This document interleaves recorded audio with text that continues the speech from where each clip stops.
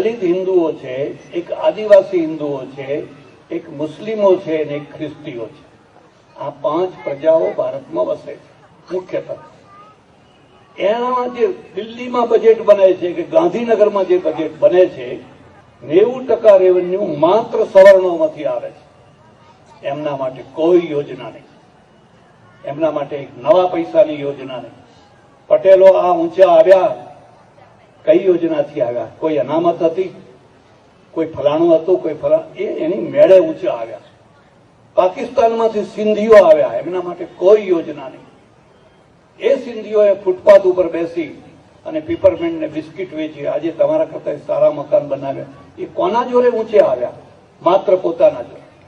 આ સવર્ણો માટે એક પૈસાની યોજના નહીં. બ્રાહ્મણો ગરીબ નથી, દરબારોમાં ગરીબ નથી, પટેલોમાં ગરીબ નથી. કોણ કઈ એવી કોમ છે જેમાં પછાત ના હોય કે ગરીબ ના હોય? બધામાં જ છે. એવા કેટલાય દરબારો, હું તો એમ માનું કે આજે સૌથી વધારે પછાત તો દરબારો છે. અને એ ષડયંત્રનું પરિણામ એ આવશે કે તમારો છોકરો 80% 90% પ્રવેશ નહીં મેળવી શકે અને મેળવી શકશે એને સ્કોલરશીપ નહીં મળે, પણ પેલાને સ્કોલરશીપ મળશે અને મબલક મળશે પાછી, થોડી ઘણી નહીં. એટલે તમારો છોકરો કહે છે જાઓ ને મુસલમાન થઈ જાઓ ને સ્કોલરશીપ મળશે. સ્કોલરશીપ આજે ઘણા લોકો દલિત થવા તૈયાર થઈ ગયા છે, ઘણા આદિવાસી થવાના નામ લખાવે છે. ચાલો સારું છે, ઘી ઢળ્યું તો ખીચડીમાં.